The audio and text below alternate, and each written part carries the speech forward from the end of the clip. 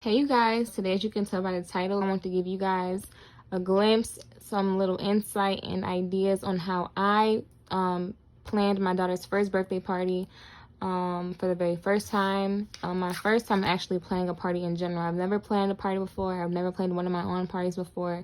I hardly ever throw birthday parties, but Journey's first birthday party was a hit. I really enjoyed it, and that's all because I actually wrote down on paper what I wanted to happen, how it was going to happen, and what it was going to take for the party to get to that point. So keep following along with this video. This video is going to be rather shorter than the rest of my videos on my YouTube page. And I'm just going to go ahead and show you guys like what I planned and wrote down, and just like stuff of that kind of nature. So stay tuned and see what I have written down for you guys to learn from my experience. First thing that I did was I got me a notebook. I didn't look for anything pretty or in particular. Actually, this is a notebook that I used for my college class. My course is over, so I had some pages left to use, so why not? I used this notebook, and I used a handful of like pens and highlighters to write down and organize a list of things in different genres of the kind of party that I'll be throwing. Skip through to the actual page of organization for the party. First thing that you'll notice is the very top liner. The headline is Journey's first birthday. That is the celebration. I'm gonna go in order. I'm gonna start at the top, and don't mind the quality of this paper, you guys. This notebook has been through a lot of things as far as like school, planning for the birthday party, taking this around with me, checking off stuff of my list. So please ignore how beat up this paper is, but I'm going to go ahead and start from the top and show you guys like what I have written down. So when you look at the top, you will see the guests and the invitation. So as you can see here, I had an idea that I want to invite about 50 to 60 people. Initially, I didn't have this part filled out. Initially, I just wrote down the guests and invitations, and then I just wrote down who all I was going to invite, which is friends and family. I tallied all of those up, and I came out to add up about 55 to 60 individuals. And I put the little 55 to 60 because you never know who's really gonna come and who's not. So when I put all of these like plus ones, plus twos, that means that either those people are bringing like one kid or two children, or that means that there will be 4 extra guests who are not on my list down that I don't have to like write down. I can save myself a couple of names by just tally marking those extra individuals that will be coming. But aside from this right here, the rest of these plus twos, plus ones, plus two, plus 1B, which stands for one boy, another one boy, as far as like a one boy child. I don't know why I have 1B and not like 1G, so I guess we can just ignore this 1B. It's really irrelevant. I guess I just put the 1B there when I was trying to add up all the boys and all the girls, but anyway, scratch that. That is what the plus ones and plus two stands for. It stands for the additional child that's coming with the original guest. And yeah, so all in all, I came up with about 55 individuals who were gonna come and show up to the birthday party, and just about 55 to 56 people showed up to the birthday party as I wrote down on my list, surprisingly and thankfully.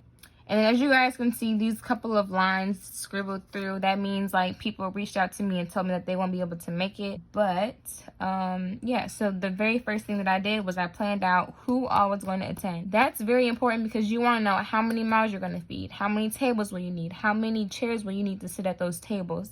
That also comes into play with like the activities, the festivities and everything. The amount of plates you will need, cups, utensils, desserts, everything. So the number of guests is very important to have down, a very important idea that you want to know before you go throughout the rest of your party planning. Moving on down, I have my kid count, and my kid count was about 7 girls total and about 8 boys total. Did the amount of children show up to the party? No, not totally, but I still want to have a good idea of how many kids to expect, because I would rather have, you know, leftover goodies or leftover chairs and whatnot, like seating for the children, than to not have enough. I don't want anybody to be left out. So I had my number of children that I was expecting. Moving on down further, general party information was important for me to like have marked out so I could know and like visualize what it is that was going to be going on. What I communicated with family and Journey's father, so he could communicate with his friends and family.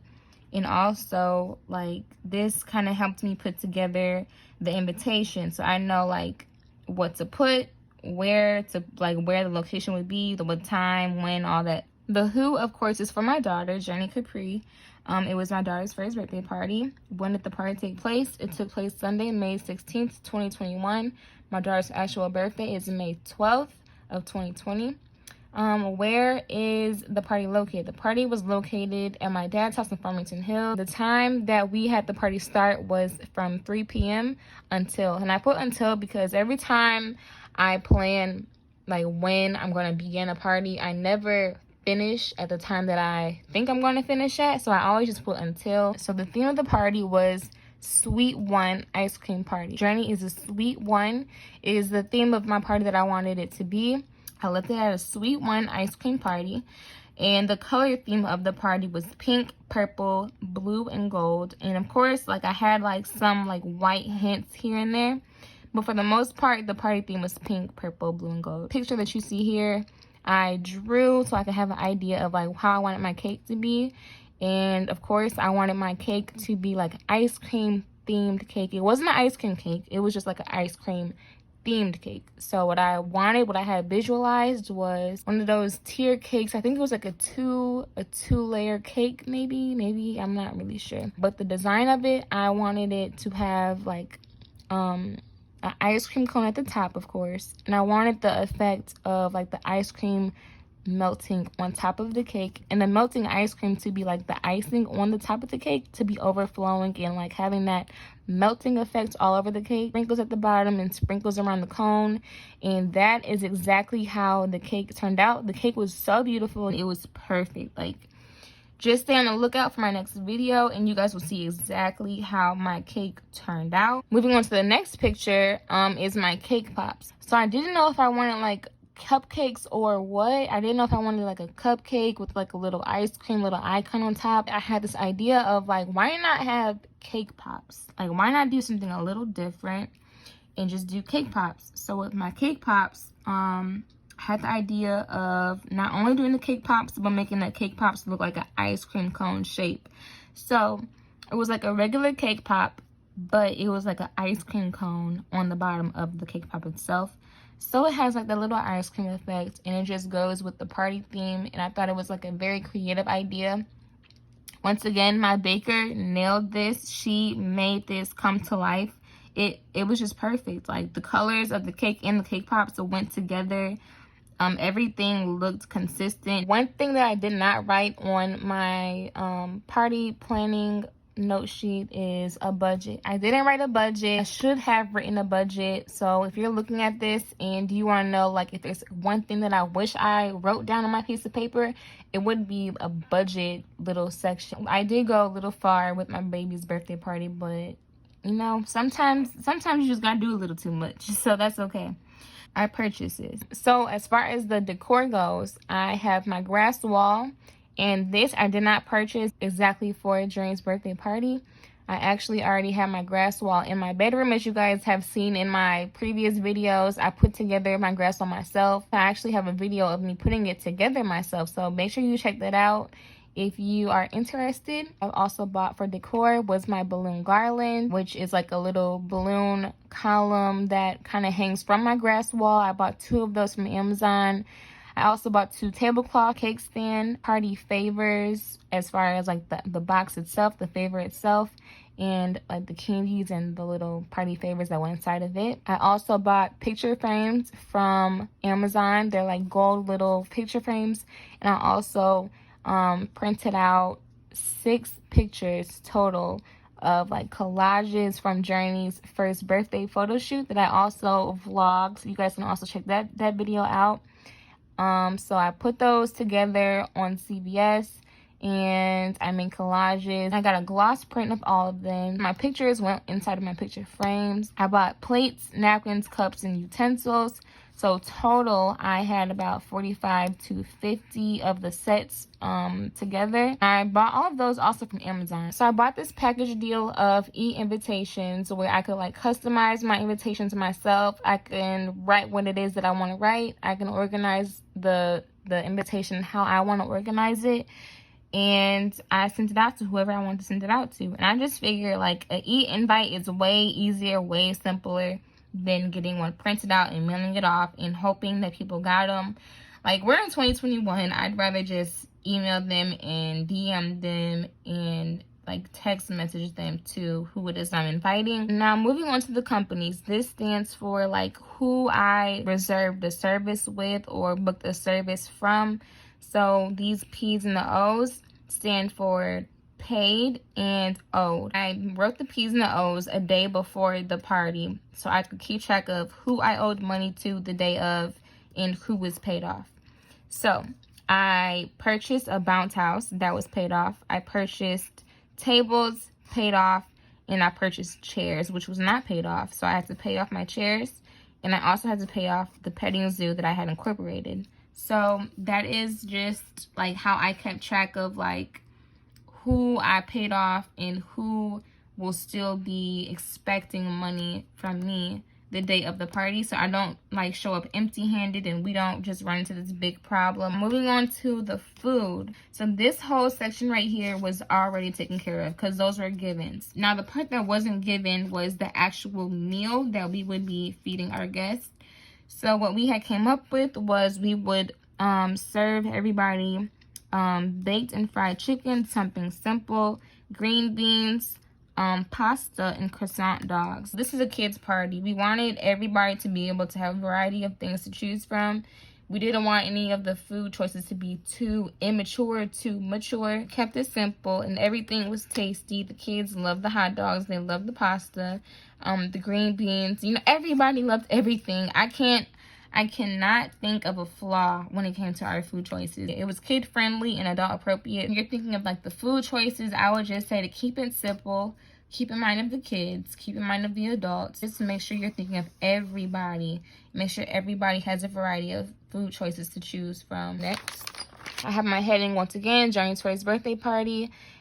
This right here is my reminder. So my reminders, I just wrote down like stuff to make sure I have in place before the actual birthday date. I had written down to pick up the cake before 5 p.m. on Saturday, the day before the party. Next thing that I wrote was the bounce house was going to be dropped off the day of the party at 11 a.m. So that meant that I needed to make sure somebody would be present at my dad's house, or just make sure that space was like picked out for my bounce house guy. Next, I wrote down tables and chairs are to be dropped off at 9 a.m. May 16th. Chairs were going to be dropped off at 10 a.m. the day before the party on Saturday, May the 15th.